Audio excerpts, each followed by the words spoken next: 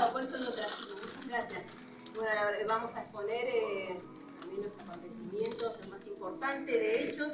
A ver, la verdad que cuando empezamos a investigar sabíamos así chiquitito, hoy aprendimos un poquito más, pero la verdad que era para exponerlo, así como decíamos el otro día los hermanos, la verdad que muchísimo para aprender, hemos aprendido y falta todavía mucho más, ¿no? Así que sobre el libro de los hechos, los acontecimientos, los martirios que sufrieron los apóstoles, los viajes de Pablo, la verdad que muchísimo para aprender y maravilloso este libro. Vamos a comenzar haciendo un resumen de lo que es Hechos de los Apóstoles. Sí. Paso a leer Hechos de los Apóstoles. Este escrito es la segunda parte de una obra que comienza con el Evangelio bajo el nombre de Lucas. Ambos libros están dedicados al noble Teófilo. Tras la salida de Jesús en su ascensión al cielo, el autor describe el desarrollo de la iglesia primitiva bajo la influencia del Espíritu Santo que es derramado sobre los discípulos y sobre todos los que se convertirán. El tema principal del libro es pues la expansión del Evangelio desde Jerusalén hasta las extremas de la tierra y a Roma, la capital del imperio. Esa expansión se centra primero en la comunidad de Jerusalén y sus líderes, y esta primera parte del libro termina con su persecución y su primer martirio. Esta persecución provoca la dispersión de los apóstoles, que evangelizan Samaria, Damasco y finalmente Antioquía, Chipre y Asia Menor. La conversión de Saulo de Tarso, el futuro apóstol Pablo, es un punto importante en esta primera parte de la historia de la Iglesia, como lo son también la visión de Pedro y el bautismo de la primera familia pagana, por el que la fe en Jesús fue abierta a los no judíos. La aceptación de los gentiles en el cuerpo de la Iglesia era un tema de fuerte disputa entre los primeros creyentes que requirió una decisión oficial por parte de los apóstoles, reunidos en concilio en Jerusalén.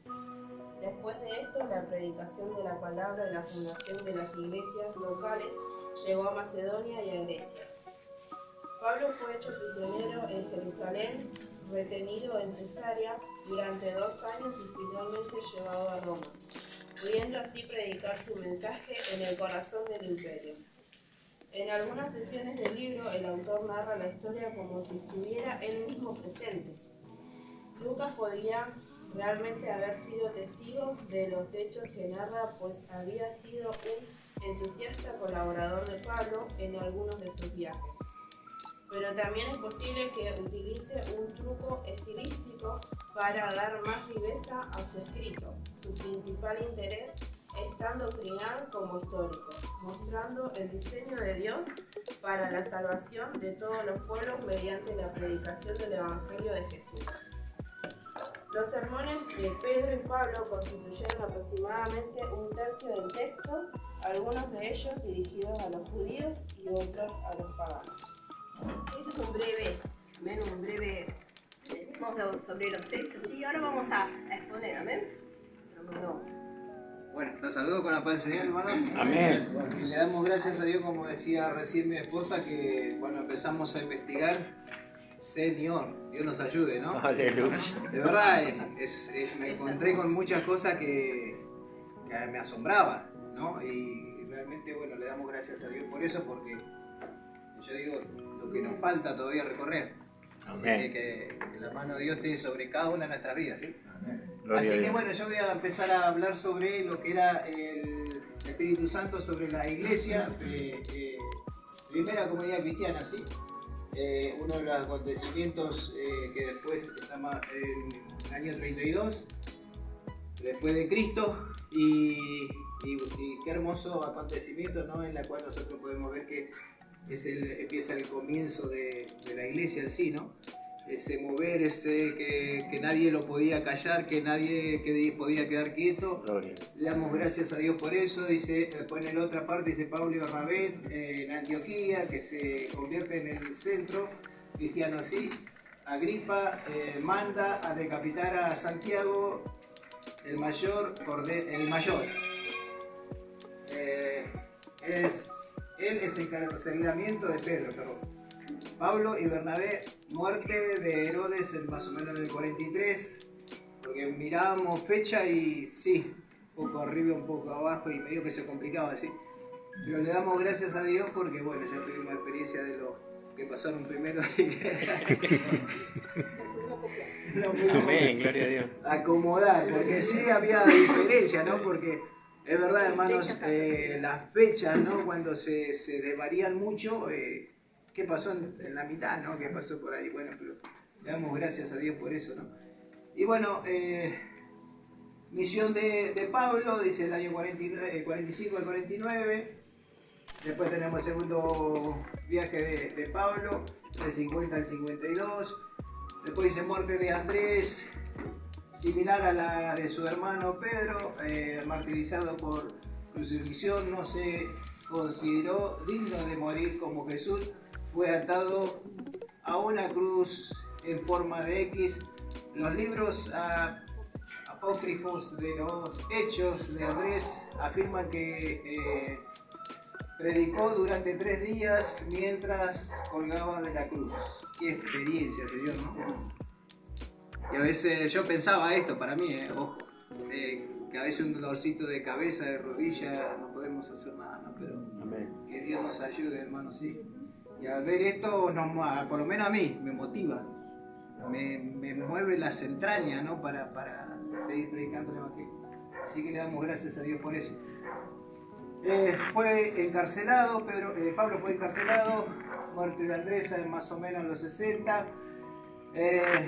Nerón designa a Vespertino, más o menos en el 66 al 67, ¿sí?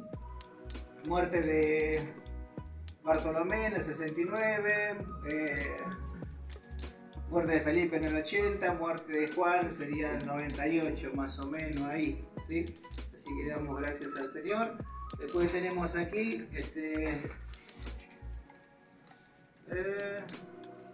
martirio de Esteban, dispersión de una parte de la comunidad. Sí, más o menos serían el 36-37, martirio de Esteban, conversión de Pablo. Gracias, Señor. Amén. Conversión de Saulo, lo estamos haciendo rapidito, hermano, porque para que podamos. Amén. Gracias, Señor.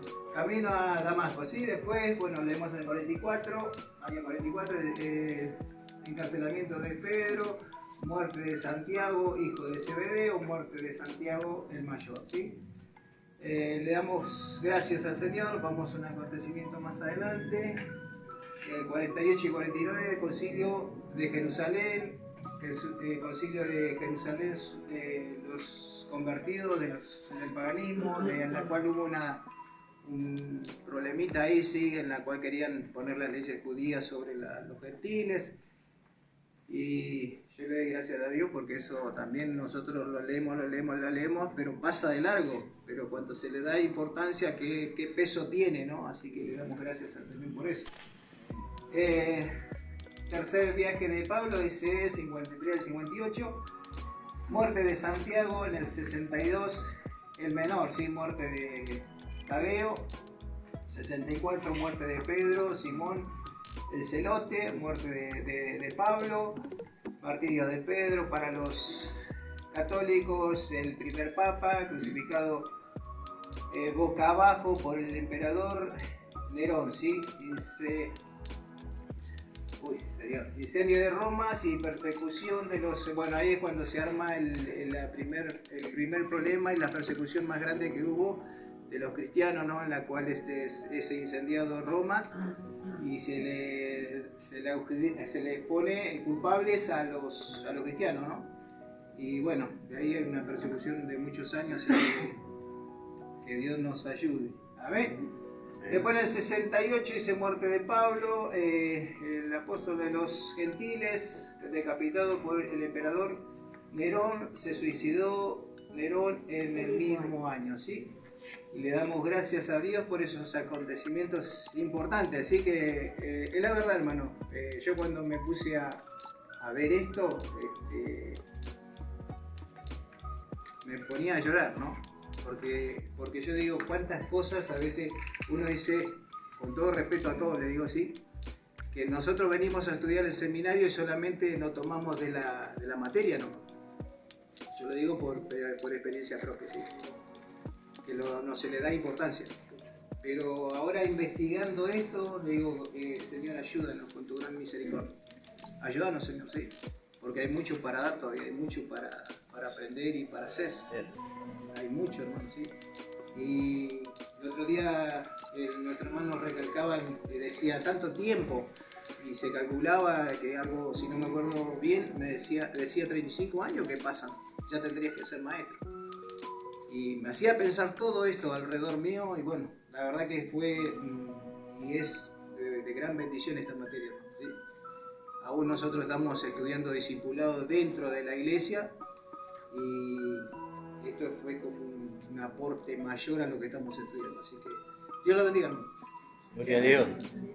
Buenísimo, esto es parte de lo que estuvimos estudiando y repasando y la verdad que es maravilloso porque es la gestación de la iglesia, lo primero, la verdad que hoy en día es un privilegio, somos parte. Es maravilloso. Gloria a Dios. Cerramos esta sección y hablamos un poquito de los apóstoles, la muerte de los apóstoles que entró justo del 0 al 10 y los viajes misioneros de Pablo, que entra en el mismo...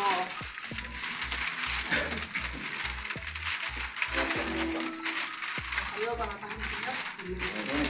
Me escuchan con el tema de la garganta. Me olvidé los anteojos. Hablamos del primer viaje de Pablo, lo encontramos en Hechos, capítulo 13, versículo 2. La iglesia en Antioquía, inspirada por el Espíritu Santo, ordenó a Saulo, más a Pablo y Bernabé como misioneros al extranjero y ellos comenzaron una gira evangelista acompañados por Juan Marcos. Su trabajo comenzó en la isla de Chipre y desde allí fueron a Perge, en Asia Menor, donde Juan Marcos los abandonó. Pablo y Bernabé llevaron su campaña evangelística a Antioquía de Pisidia. Luego fueron hacia el sureste a Iconio y Listra, donde Pablo fue apedreado. Enseguida partieron hacia Derbe. De Derbe regresaron a través de las mismas ciudades a Perge y a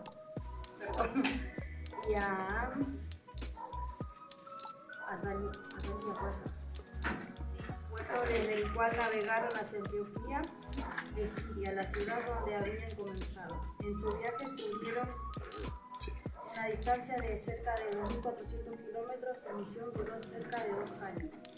El segundo viaje misionero de Pablo empezó desde Antioquía con Silas como su acompañante. Pablo volvió a visitar 101 las iglesias de Asia Menor establecidas en su primer viaje y extendió su trabajo a Galacia y Frigia y hacia el oeste hasta Troas. Allí los misioneros fueron llamados a ir a Europa por medio de una visión y vinieron a Filipos, donde fueron golpeados y encarcelados, pero fueron puestos en libertad milagrosamente por un terremoto. Ellos establecieron una iglesia allí y en Tesalónica. Continuando, ellos encontraron a los de Berea receptivos a la verdad, pero Atenas resultó un suelo estéril para el Evangelio y partieron hacia Corinto. Allí Pablo encontró violenta oposición, pero fue animado por medio de una visión y permaneció hasta fundar una iglesia floreciente. Los misioneros comenzaron su viaje de regreso a Antioquía, pasando por Jerusalén y parando en Efeso. Permanecieron este viaje aproximadamente 3 años y viajaron a cerca de 9.000 kilómetros. Gloria a Dios. Son los viajes, sí. Seguimos. Tercer viaje misionero. Saliendo de la iglesia central en Antioquía, Pablo volvió a visitar las iglesias de Galacia y Frigia y vino a Efeso. Durante su ausencia, Apolos había hecho un trabajo preliminar en la ciudad, lo cual preparó el camino para una exitosa campaña. La predicación de Pablo y el poder de hacer milagros causaron una profunda impresión, confundiendo a los que usaban la magia y engañaban al pueblo. Se hizo una gran obra y se fundó una iglesia, pero un problema con algunos obreros hizo que Pablo saliera partiendo hacia Macedonia y Grecia. Permaneció por 3 meses en Corintio, luego volvió a visitar la iglesia de Macedonia. En Troas predicó un sermón toda la noche y resucitó a Agustín. En su regreso a Jerusalén se detuvo en Mileto y dio un discurso notable de despedida a los ancianos de Efeso. A su llegada a Jerusalén se convirtió en el objeto de un odio intenso y se formó una conspiración en contra de su vida. Fue arrestado bajo cargos falsos, pero los soldados romanos lo rescataron de la turba. Su ciudadanía romana le aseguró ciertos derechos. En el viaje a Roma, Pablo fue llevado a Cesarea y estuvo preso por 2 años, durante los cuales compareció ante Félix, Festo y el rey Agripa, pero habiendo apelado al César fue enviado a Roma, donde estando encadenado a un soldado, predicó a la familia del César y a otros que iban a él. Mientras estuvo confinado, escribió cartas a las diversas iglesias que había fundado. Posiblemente fue decapitado en Roma cerca del año 67 después. Gloria a Dios. ¿Sí me escucharon? Amén. Los viajes de para seguir con Paz, hermano, Dios los bendiga. Amén. Bueno, yo voy a hablarles sobre los martirios de los 12 discípulos. Bueno, comienzo. Yo he recolectado información a partir de varias fuentes. Libros de, por ejemplo, Introducción del Cristianismo Primitivo, incluyendo el mismo Nuevo Testamento y textos apócrifos de los primeros historiadores cristianos. Voy a comenzar con Judas Iscariote. Hay una palabra que se resalta como el traidor. Él mismo se ahorcó después de entregar a Jesús. Si vemos Mateo 26, 14, 16, Judas Iscariote fue el hijo de Simón que vivió en Keriat de Judá y él traicionó a Jesús por 30 piezas de plata y luego se ahorcó. Judas, el hombre que llegó a ser el traidor, es el enigma supremo del Nuevo Testamento, porque es muy duro ver cómo alguien estuvo tan cerca de Jesús, que vio tantos milagros y oyó muchas de las enseñanzas del Maestro, y así pudo entregarlo en manos de sus enemigos. Su nombre aparece en 3 listas de los 12 apóstoles: Mateo 10:4, Marcos 3:19, Lucas 6:19. Se dice que Judas vino de Judá, cerca de Jericó. Él era un judío y el resto de los discípulos eran galileos. Era el tesorero del grupo y estaba entre los que lideraban conversiones. Se dice que Judas era un judío nacionalista violento que siguió a Jesús con la esperanza de que a través de él y sus sueños pudiera ser realizados también. Nadie puede negar que Judas fuera un hombre codicioso y a veces, usó posición como tesorero del grupo. Mientras yo investigaba, veía muchos relatos de esto. No hay una razón cierta de por qué Judas traicionó a su maestro, pero no fue su traición lo que colocó a Jesús en la cruz, sino nuestros pecados. Su símbolo apostólico es el lazo corredizo de una horca, o una bolsita de dinero con piezas de plata cayéndose de él.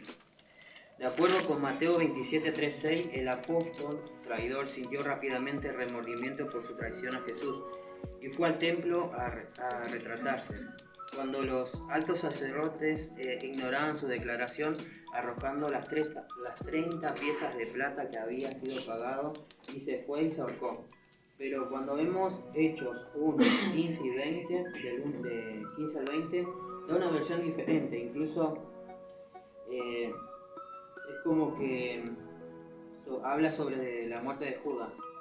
Se dice que Judas usó el dinero de sangre para comprar un pedazo de tierra y luego cayó de cabeza desde un lugar alto, y allí por lo que se reventó por la mitad y todas sus entrañas se derramaron.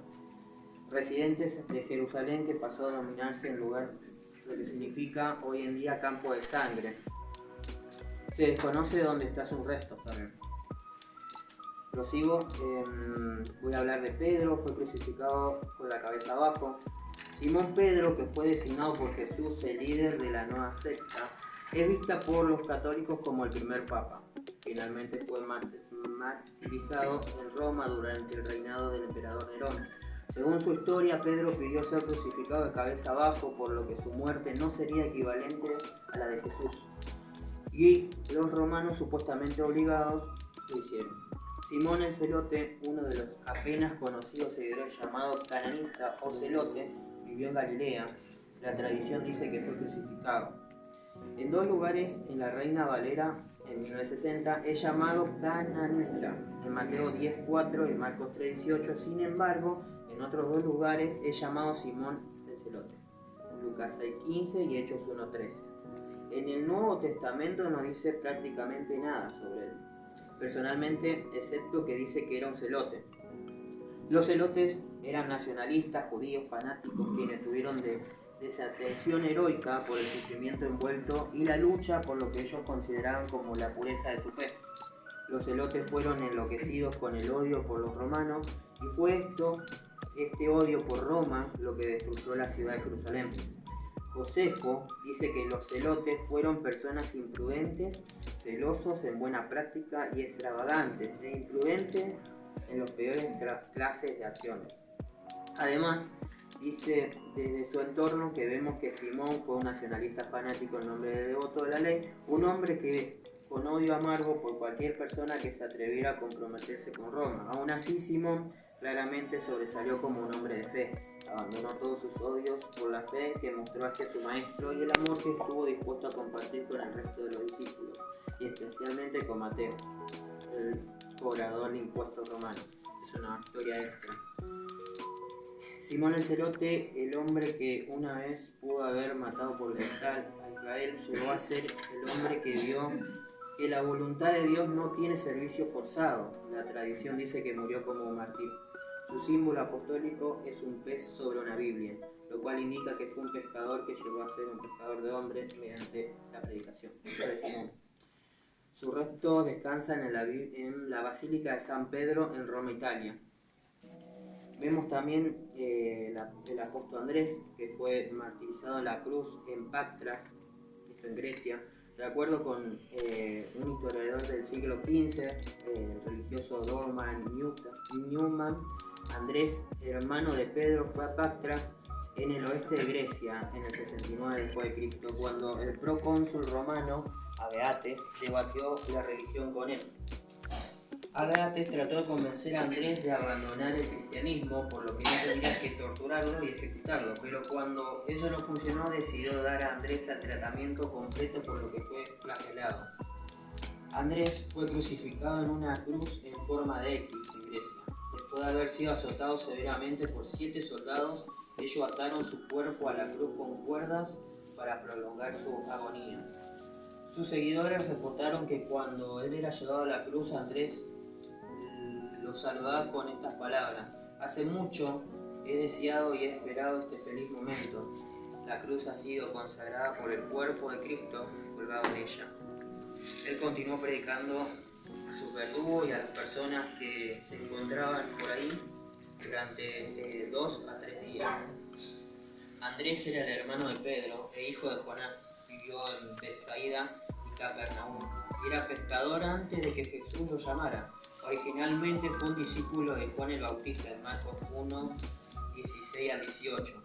Andrés trajo a su hermano Pedro a Jesús. Esto también lo vemos en Juan 1:40. Él es el primero en tener el título de misionero en casa y en el extranjero. Es reclamado por 3 países como su santo patrono: Rusia, Escocia y Grecia. Varios estudiosos dicen que predicó en Siria, Grecia y Asia Menor. Andrés trajo a otros a Jesús también, aunque las circunstancias lo colocaron en una posición donde podría haber sido fácil para llegar a ser celoso y resentido. Fue optimista y estuvo contento en el segundo plano también. Su principal propósito en la vida fue traer a otros al Maestro. De acuerdo con la tradición, Andrés murió como mártir en Acaia, Grecia, en el pueblo de Patras, cuando la esposa del gobernador de Apeas fue sanada y convertida a la fe cristiana, y poco después de que el hermano del gobernador se volviera cristiano, Apeas se enojó mucho. Él arrastró a Andrés y lo condenó a morir en la cruz. Andrés, sintiéndose indigno de ser crucificado en una cruz, en la misma forma de su maestro, suplicó que la suya sea diferente. Así como fue crucificado en una cruz con forma de X, la cual hasta el día de hoy es llamada la cruz de San Andrés, que es uno de los símbolos apostólicos. También se usa un símbolo de 2 peces cruzados para referirse a Andrés, ya que él era el pescador originalmente. Se dice que sus restos mortales reposan en la catedral de Salerno, Italia. Felipe, otro apóstol, fue crucificado en Hierápolis, una ciudad de Frigia, al norte de la Odisea.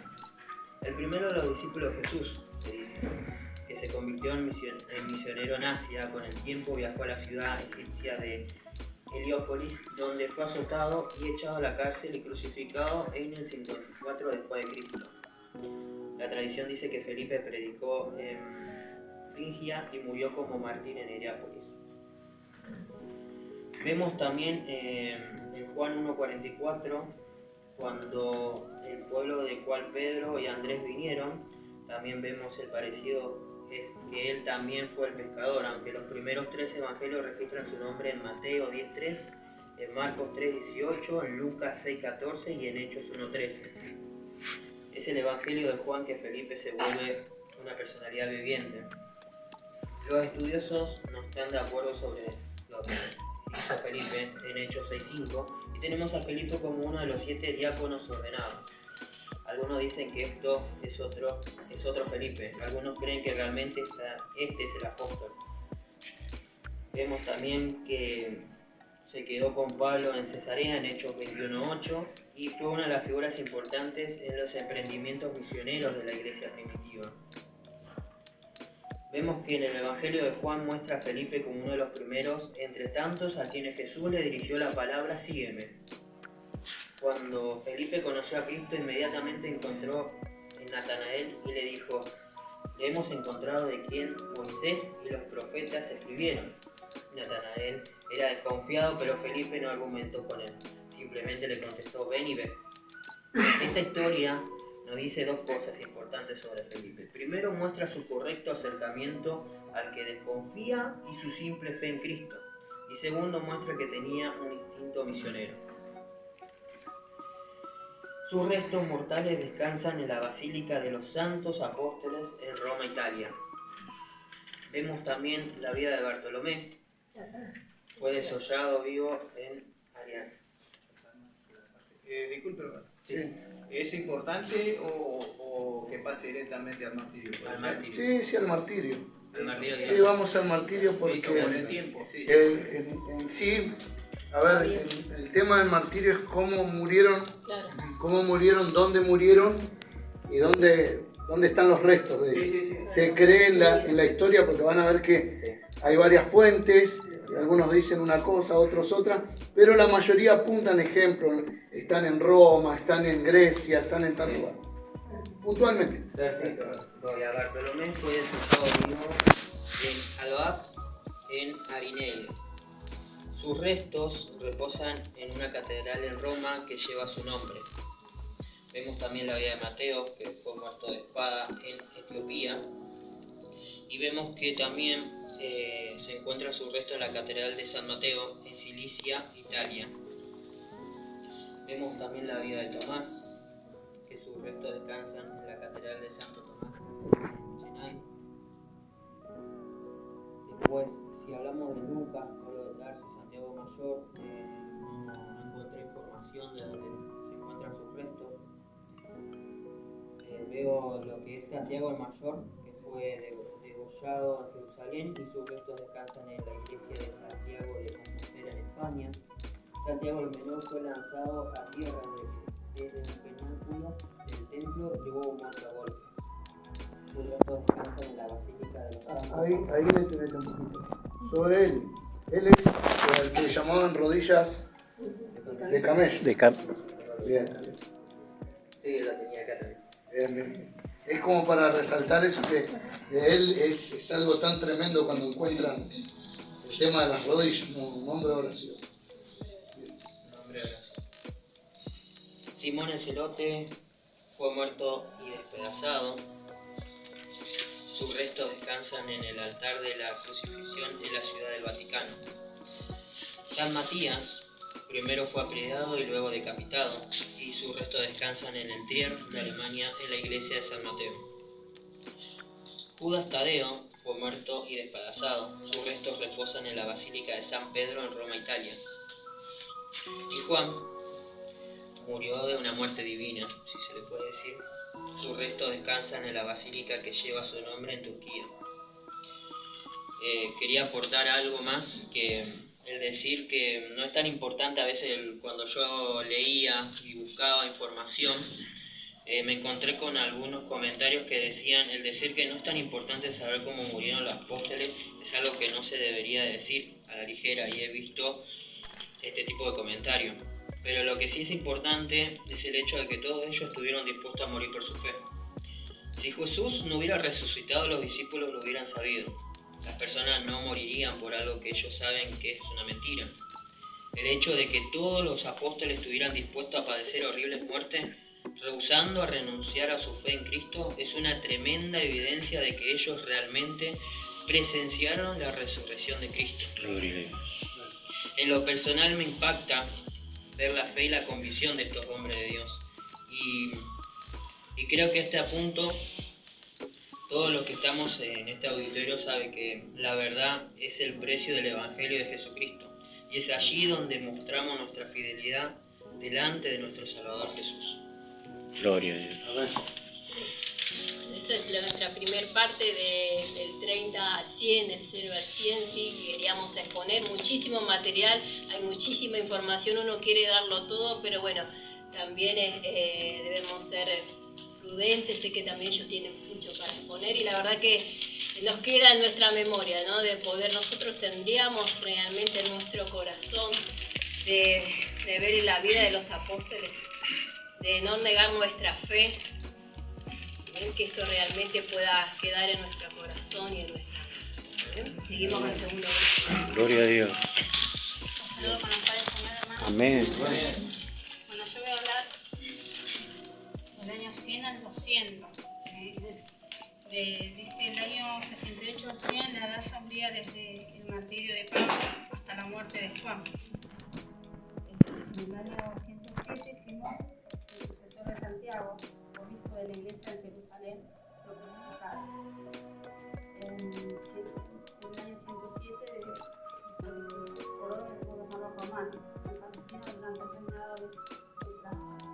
En el año 108 y 110, Ignacio, obispo de Antioquía, en Siria, fue un mártir en su camino a Roma. Escribió cartas a las iglesias esperando no padecer el dolor de morir por su Señor. Lo arrojaron a las piedras en el anfiteatro romano. En el año 155, Policardo, obispo, murió, lo quemaron vivo en la hoguera. En el año 166, Justino Martín, filósofo, cristianismo, su martirio ocurrió en Roma. En el 203, Leonidas, el padre del gran teólogo, murió decapitado en Alejandría. En el año 160 al 220, orígenes de erudito más grandes de la iglesia judía. Bien. Bueno, como verán, hemos sorteado algunos años, otros no los encontramos puntualmente y a veces la información mezcla fecha. En este caso, vamos a hablar desde el 200, año 200 al 325 y después cuando ya esté terminado el 337 muerte de Constantino. Un cargo, digamos, ¿no? Así que bueno, mejor cumplir. Dios lo bendiga, hermano. Luego la página. Somos lo primero, ¿no? En el año 200, Septimio Severo, era un emperador romano, ¿no? Gobernó en el 193 y 211. No se dedicó a perseguir a los cristianos, no los buscó intencionalmente, pero si los localizaba eran muertos, ¿no?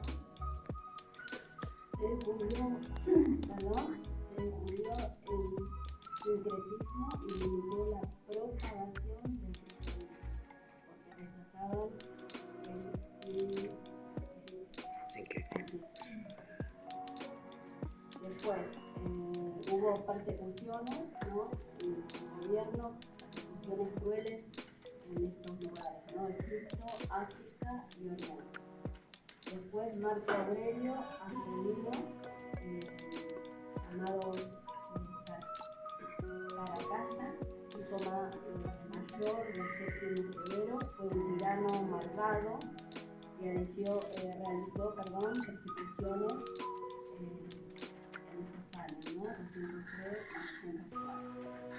En el 220, Quinto VII, Florente, muy complicado, Tertuliano, se le llamaba padre de la iglesia por ser un prolífico escritor de la época. Era un teólogo.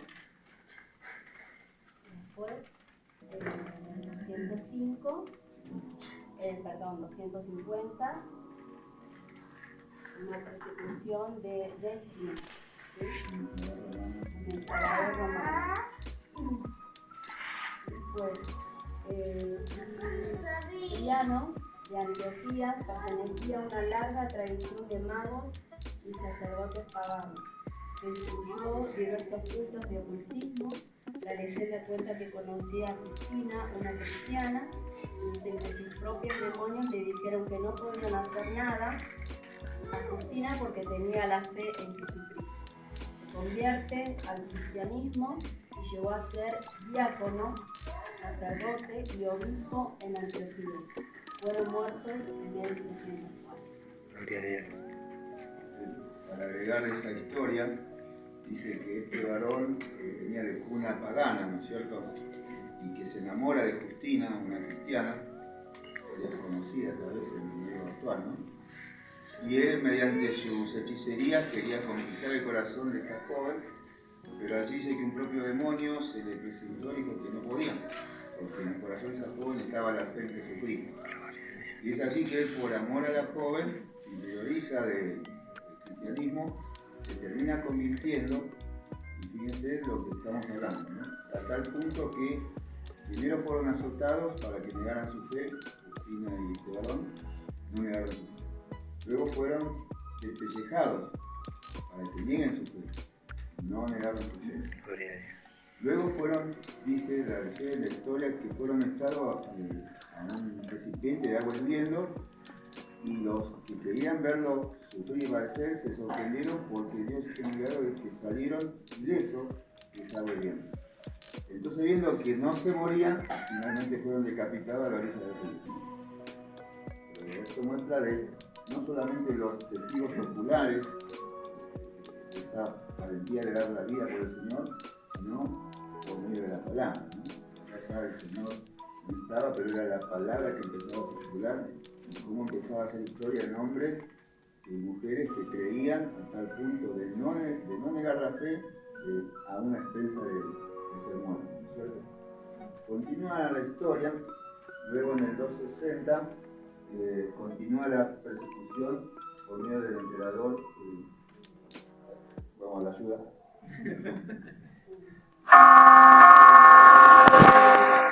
El siglo Aureliano, son años oscuros, ¿no? Para el cristianismo, porque cada emperador romano, cada emperador romano tenía como fe cuestiones paganas, Júpiter y todos esos dioses que... Entonces, evidentemente en lo espiritual había una contra ya de entrada, ¿no? Entonces, precisamente estaba la oposición para los cristianos que hablaban de un solo Dios, más ellos venían con su lista de dioses. Entonces ahí entiendo yo que era la persecución y el odio desenfrenado hacia los que se llamaban cristianos. Luego en el 270 el cristianismo se expande hacia el occidente, ¿no? Hacia esta zona. O sea que a pesar de la persecución, como vimos ya desde Pentecostés, en lugar de que se redujera el número de cristianos, más se expandía la idea, ¿no es cierto? Gracias, Señor. En el 280, ¿sí? 285, aparece este emperador Diocleciano, que va a ser también uno de los grandes perseguidores de la iglesia, ¿no? por allá por el 303, 304, ¿sí? O de 303 al 311, a modo oficial como Imperio Romano, dice que fue la persecución más cruel contra los cristianos, ¿no es cierto? Cuando uno solamente medita en esto, seguimos enfatizando en esto, ¿no? Cómo la palabra de Dios penetraba en los corazones que yo me imagino que los asesinatos, los crímenes eran porque los cristianos realmente no negaban su fe. Llegamos hacia el 311 y dice que fue la última de las persecuciones crueles, porque ya en el 306 apareció Constantino, ¿cierto? Aquel que hay una gran, como decía el pastor en una de las clases, hay una gran controversia si realmente se convirtió, no se convirtió, si vio el favor político que esto le traía, porque veía que el cristianismo crecía en número y en adeptos. La cuestión es así que este Constantino en el 313 tiene un edicto, o sea, se juntan en Milán con un tal Sirio, ¿sí? Otro emperador. Yo entendí que había uno, o sea, en todo el Imperio Romano, ¿no? Había uno el principal y después como emperador o subemperadores en la quinta zona, ¿no? Y de esa manera controlaban el vasto imperio que era Roma. Entonces se junta con este emperador y se ponen de acuerdo en dar la libertad religiosa, ¿no? Que cada uno profesara el culto que quisiera, y en esto incluyen a los cristianos. O sea, que ya el cristiano podía celebrar su culto libremente sin el temor que iban a ser muertos. A esta libertad también se le da la libertad a cualquier credo del momento, que podemos decir que es un anticipo de decir, bueno, basta por ahí de dar la vida física por ser cristiano.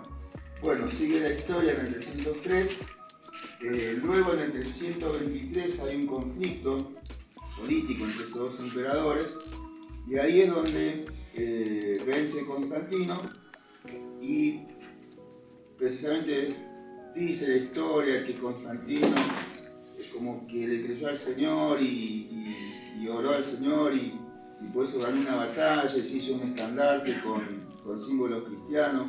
Entonces por eso se sospecha que puede haber sido cristiano, ¿no? Y en esa época, no lo escribimos acá, aparece Eusebio de Cesarea, que es uno de los historiadores, digamos, que ha escrito de manera casi presencial los primeros escritos de la historia primitiva, ¿no? Y bueno, este varón estaba en ese tiempo y da a entender que sí, que no, cosas que otros autores enfatizan que no.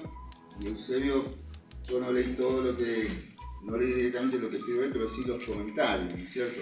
La cuestión es que al haber libertad de culto, al haber libertad religiosa, surge un conflicto también en el cristianismo, porque se levantó un tal Arrio, y ahí viene el arrianismo, que empezó con una herejía, ¿no? De decir que Jesucristo fue creado por Dios y no el Hijo de Dios. Y estaban los ortodoxos que de alguna manera defendían la Trinidad. Entonces, en el 325 es donde Constantino convoca un concilio. Él no tenía ni voz ni voto, pero allí convocó un concilio para que se defina cómo iba a seguir la fe cristiana. Y dice por allí los escritos que vinieron de todos lados, se los atendió, se los sirvió, y de ese concilio salió que el arrianismo perdió por votos, o sea que se reconoció la Trinidad, surgió cuándo festejar la Pascua, y ahí surgió algo controversial a veces en estos tiempos cuando nos cuestionan algunos por qué nosotros no guardamos el sábado, como dice la Biblia, y guardamos el domingo.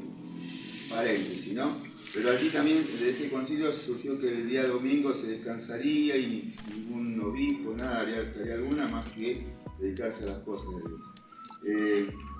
Bien, llegamos al 325 y a partir de allí, bueno, yo creo que empezó la historia de la iglesia, ¿no? Con los papas y todas estas cuestiones. Dato histórico nada más, en el 337 murió Constantino y ahí quedó. Aplausos.